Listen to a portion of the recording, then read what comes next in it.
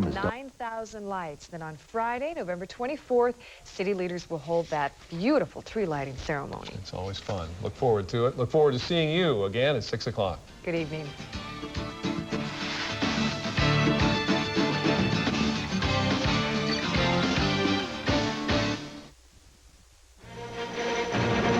President Clinton and congressional Republicans blame each other for the budget deadlock that has shut down government operations all over the country. The strange case of the Congresswoman and her husband. As investigators look into their finances, he suddenly disappears. And now stepping up to the plate, the repo man in a high-stakes game of tag with uninsured drivers. This is the CBS Evening News with Dan Rather. Good evening. The latest round of talks aimed at breaking the budget stalemate between President Clinton and Republicans in Congress ended this evening. No deal, not even any progress reported. This as 800,000 federal employees were sent home when the government ran out of money. Our chief Washington correspondent, Bob Schieffer, has the day the budget battlers wouldn't budge. As the president's top command arrived at the Capitol this morning, there was real hope the deadlock could be broken. Republican leaders sounded ready to deal. I think we have a real chance to get some good work done in the next few hours.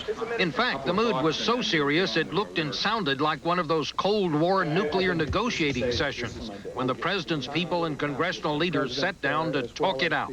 This country is at a moment of serious crisis. We don't want to have the government shut down. We don't want to have the United States default. We've been sent in here to do real work, not just to have some kind of a photo opportunity here. By midday, the talks had progressed far enough for the two sides to say they wanted another meeting in the afternoon. But then, unexpectedly, things began to unravel. The president emerged from his office, did not even mention the talks, let alone a possible compromise, and instead laced into Republicans. Unfortunately, Republican leaders in Washington have put ideology ahead of common sense and shared values in their pursuit of a budget plan. Republicans weren't just mad, they were stunned. Mr. President, you make things very difficult with the speech you made today. Half-truths, misstatements. And every time we reach out to try to help, we just encounter a new attack and a new mass of misinformation. He didn't make it any easier with the statement he just made. So everything was back to square one when the president's people left the Capitol after a long day of negotiating. We were unable to make any progress with regards to resolving this crisis. Panetta said he made a real effort to find a compromise, but the Republicans say it is the president who doesn't want a deal, and they think now they know why. They say he got a poll overnight showing that most people now blame the Republicans for the government shutdown. They're convinced that's why the president is suddenly so hard to deal with. Dan? Bob Schieffer. Rita Braver joins us now at the White House. Rita, what about the view that the president's hard stand on the budget works to his advantage? Well, in fact, Dan, White House aides privately acknowledged that the president, who has often been accused of being wishy-washy, is using this as an opportunity to look tough. His speech today was very carefully crafted to use words like, "I will fight." He said he will stand for a balanced budget that is good for America. And the White House has been circulating this list of times that Speaker Gingrich and other Republicans have vowed to bring on a crisis like this one. So the strategy here, in short, keeps saying it's the Republicans' fault, Dan. Rita Braver. A footnote, all members of Congress, House and Senate, continue to be paid by the Treasury as stipulated by law. No reports of any groundswell in Congress to change that law. At one regional office of the National Labor Relations Board here in New York City today, they had to go out and buy a telephone answering machine when the whole staff was furloughed. As Linda Douglas reports, phone machines were the order of the day with so much federal business on hold. The Washington Passport Agency is closed for lack of funding. Due to the shutdown of the federal government, Social Security, The Library of Congress, The National Park Service is closed indefinitely.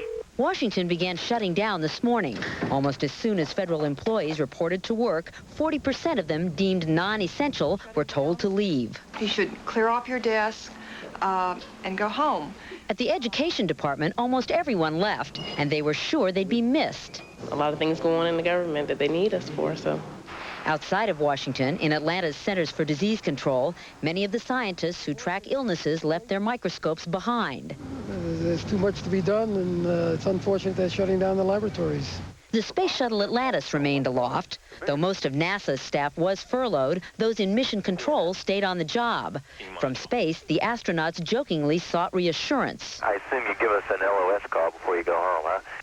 National parks began closing, leaving unhappy campers at the gate. We're shutting her down till further notice, okay? National monuments closed early. In New York, a boatload of frustrated tourists was turned away after traveling long distances to see the Statue of Liberty. We fly 6,500 kilometers to show the liberty, and then it's so bad, and I'm so angry. But despite the disruption, most government services continued. Among those who were working, the post office, the military, air traffic control, the weather service, prison guards, and meat inspectors. There we go. The poor, the sick, and the elderly were not affected today, but some programs could run out of money if the shutdown continues for too long. Even at federal sites which have been closed, like the National Zoo, essential food service will continue. If the shutdown continues, it could cost taxpayers millions, because federal workers may well get paid even though they've not been working. Linda Douglas, CBS News, Washington. The finances of one member of Congress are under investigation. They were being handled by her husband, and now he's missing, gone. Correspondent Jim Stewart has the story of the Mrs., the Mr., and the mystery. When Republicans took over Congress this year, Representative Enid Waltholz of Utah was one of their brightest new stars. And her husband, Joe, the acknowledged mastermind of her record-spending campaign. Now, Joe Waltholz is missing. So is $2 million. The Congresswoman is in seclusion, and the FBI has questions for both of them.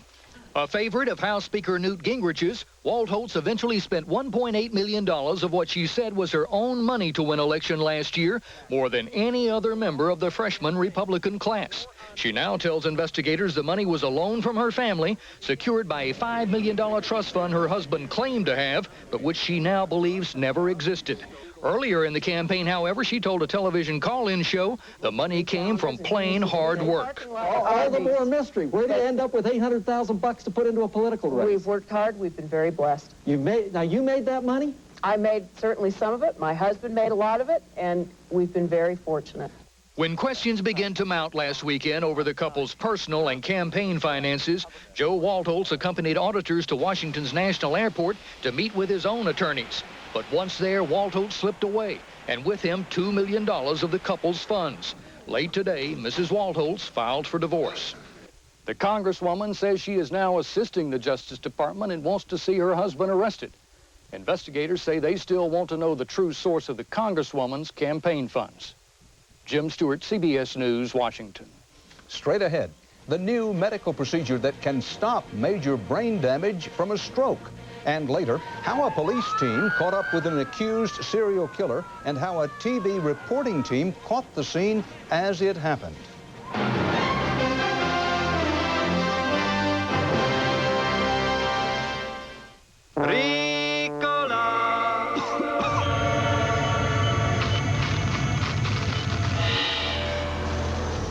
Houston, we have a problem. Ricola Swiss Herb Cough Drops. Natural relief that's out of this world.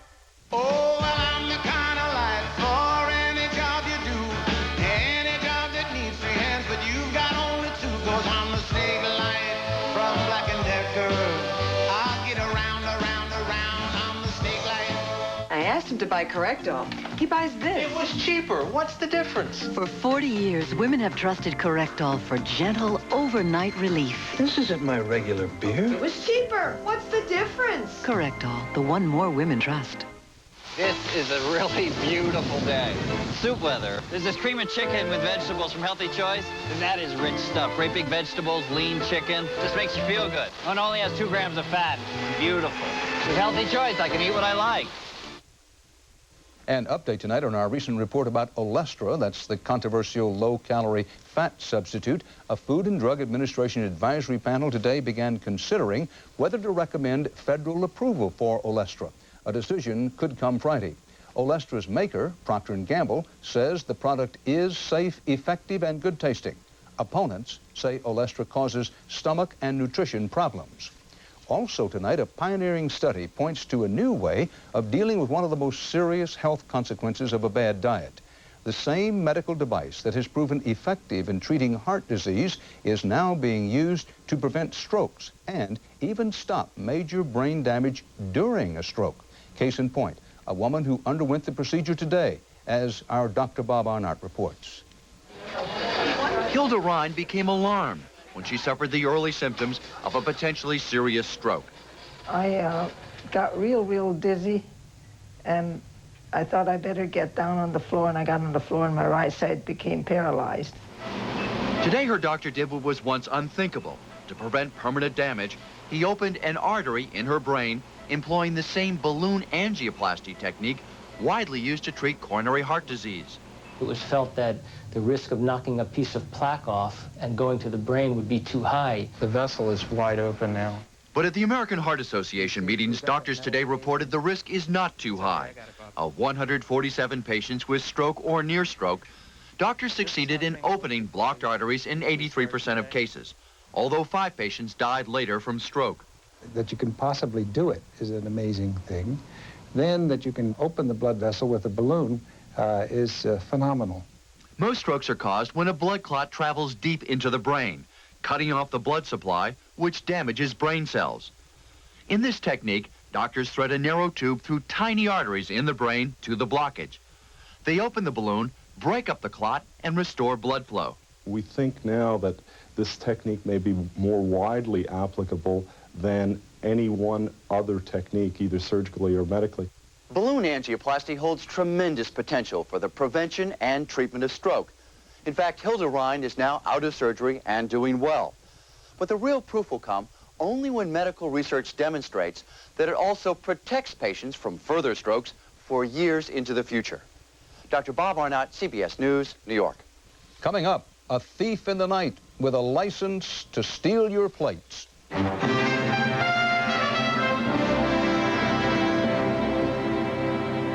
Presto has a great idea. Salad shooter helps you every day. Presto has a great big idea. Professional salad shooter slicer shredder. Big capacity, holds a lot, shoots a lot. Powerful, fast, a variety of cutting blades so you can point and slice thick, slice thin, shred right into the bowl, even ripple cut. Chop, grate right where you want. Clean up easy, dishwasher safe, store anywhere.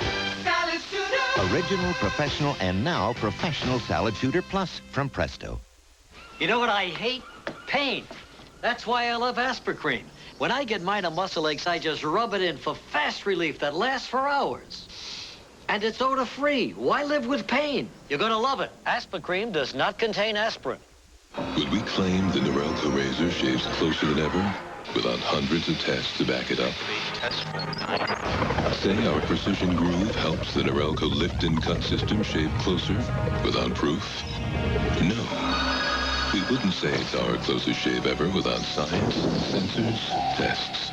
But of all the tests that prove it's closer, the most convincing requires a personal touch. The Norelco razor, our closest shave ever. Wait, that's a prune. It is. Prunes are sweet, moist, delicious. Sounds tempting. Gotcha. California prunes. Let your mouth make your mind up. Heart bypass surgery without opening your chest or stopping your heart. Sound impossible? Clearly, this allows them the opportunity to leave hospital in 1 or 2 days. But does it work as well as a regular operation? Oh, I feel great. Hardly any pain at all. Explore the brave new bypass frontier tomorrow on the CBS Evening News. The man arrested in a coast-to-coast killing spree was arraigned today in Kentucky. Glenn Rogers declined to enter a plea. Tonight, correspondent Frank Courier has new details and pictures of how police finally caught one of the FBI's 10 most wanted. Suspected serial killer Glenn Rogers is wanted for questioning in at least 5 murders nationwide, maybe more. Mr. Rogers, you're charged with numerous charges. Today, he was arraigned by video link between his jail cell and a Richmond, Kentucky courtroom. Come on, let's go! In a day Kentucky State Police won't soon forget, Trooper Ed Robinson was first to set up roadblocks only minutes after Glenn Rogers' own family tipped investigators he was driving along a rural highway. I mean, as soon as he spotted the detective, the race ensued, so. How fast? The little car could do about 100, and that's about what he did. Police say Rogers was guzzling beer before he blasted through a roadblock, a detective firing a shotgun at his tires. Chick Poppy of Cincinnati's WCPO-TV was the only cameraman to record the drama.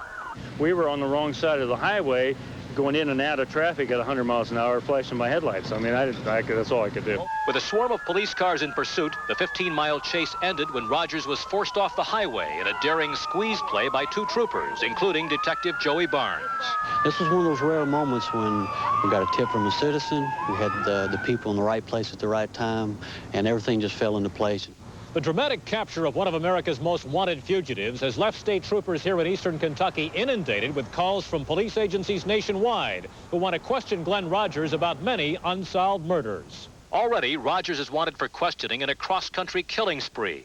In a Kentucky cabin, an elderly man was murdered. In California, a Van Nuys barmaid strangled. In a Mississippi motel, a woman was stabbed to death. So too in Florida, a Tampa motel housekeeper. And in Louisiana, a fifth victim was slashed to death. You think this is going to be the break in the case you were looking for? Well, we had a warrant on him from the day that we discovered the body. How many people have you killed, Mr. Rogers? Rogers is jailed tonight without bond, awaiting extradition hearing, ironically close to home, where the family he had hoped would hide him from the law instead turned him in. Frank Courier, CBS News, Richmond, Kentucky. Uninsured motorists have become a big problem on America's highways and streets. Part of the problem is just tracking them down, so one state has enlisted the help of the public. In Florida, citizens can get a computerized list of uninsured vehicles and a reward for removing their plates. Correspondent Art Rascone reports. In Florida, you pay your auto insurance or lose your license plate to one of a handful of the state's newest bounty hunters. Let's go. Got one here on the right. It's the one next to the Blazer. That's going to be our tag. Joe Carrillo is part of the experiment to prowl the streets at night, searching for uninsured vehicles. No, it's great at night. See how peaceful it is? Everybody's sleeping. Nobody sees you when you're doing it. More than 1 out of every 3 motorists in Dade County does not have insurance. That's the highest percentage in the country. Under the new program, bounty hunters are offered an average of $50 for every plate that is turned in. In a single night, Joe Carrillo could hit 10 cars and earn up to $500. And by morning, this is the typical reaction. I pay my insurance. That's what most say.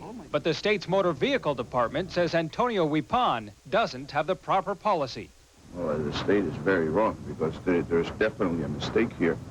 Antonio's plates are dropped off at the police department.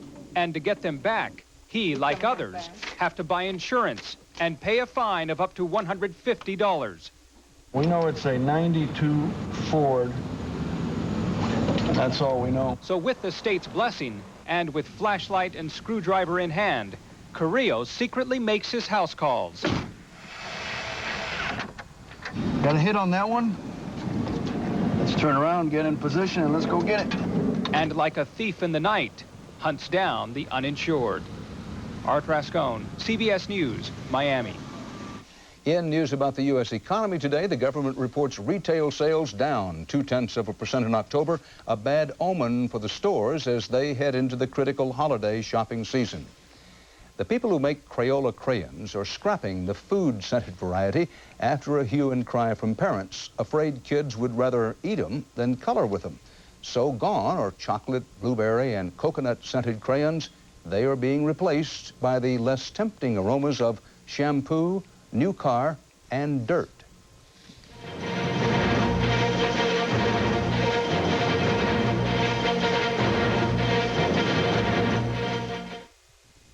AARP and Centrum Silver salute John Whitaker. For helping others, John is honored with a Legacy Award by AARP and Centrum Silver. The Centrum specially formulated for your changing nutritional needs after 50. It's a great time to be silver. Fibercon or Metamucil? Both give you the same predictable regularity, the same natural action of fiber. So what makes Fibercon different? With Fibercon, I get my fiber in 2 caplets. Fibercon, fiber regularity that's easier to take.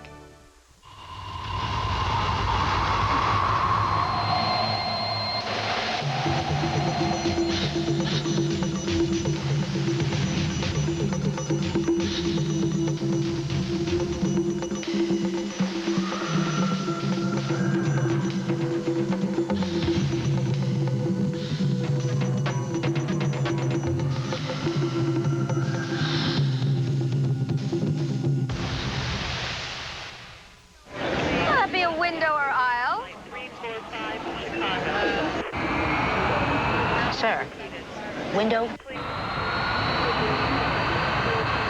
Aisle seat.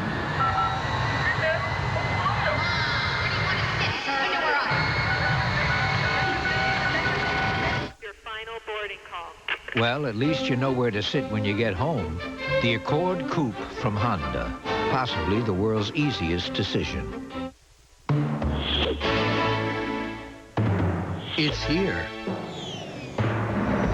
New quilted Northern Ultra. No other bathroom tissue is softer. See for yourself. Only quilted Northern Ultra uses the soft quilt system, which adds 40% more gentle fibers and more cushiony quilting. Just look how soft and thick it is. New quilted Northern Ultra. It's ultra soft, it's ultra thick, and it's here. Heart bypass surgery without opening your chest or stopping your heart. You heard right, but does it work as well as a regular operation? The brave new Bypass Frontier tomorrow. Israel is speeding up its pullout from the Arab West Bank, trying to fulfill the legacy of murdered Prime Minister Yitzhak Rabin. Palestinians were dancing in the streets of Jenin today, celebrating the withdrawal of the Israeli army. And acting Prime Minister Shimon Peres toured the West Bank, promising to complete the first phase of the pullout by Christmas. U.S. Secretary of State Christopher flew to Ohio today to join peace talks on Bosnia, but the State Department reported no progress in his meetings with the presidents of Bosnia, Croatia, and Serbia. While U.S. diplomats are trying to bring the warring factions together in peace, an international tribunal is trying to bring them to justice. And it may be that neither goal can be accomplished without risk to the other. CBS News correspondent Vicki Mabry reports on the war crimes investigation. The International Criminal Tribunal for the former Yugoslavia is now in session. The only man in custody so far, Dusan Tadic, charged with committing atrocities during Bosnia's bloody war, appeared in court today, where a judge cleared the way for the first international war crimes trial in 50 years. And the accused is present before us today.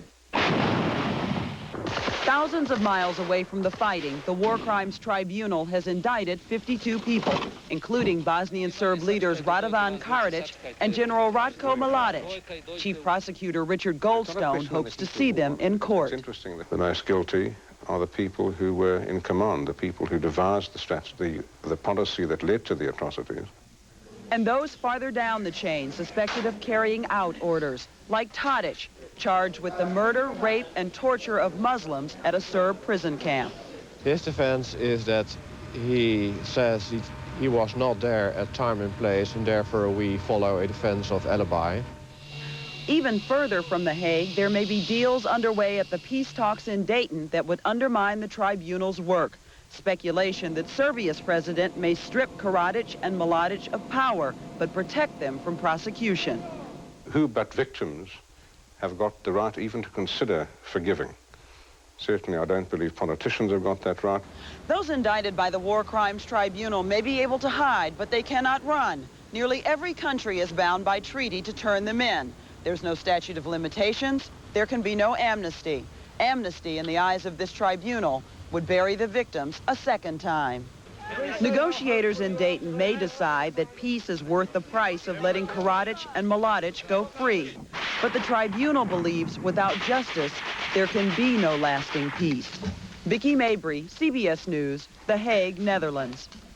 Russian TV showed a robust-looking Boris Yeltsin today. The 64-year-old president held business meetings at the hospital where he's still recovering from heart trouble. Yeltsin said his hand is, and I quote, firmly on the rudder of the great Russian ship.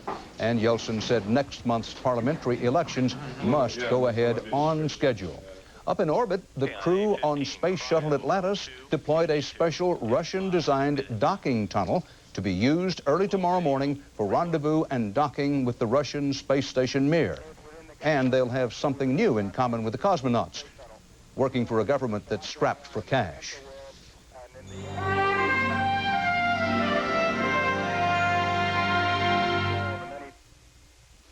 Let me guess.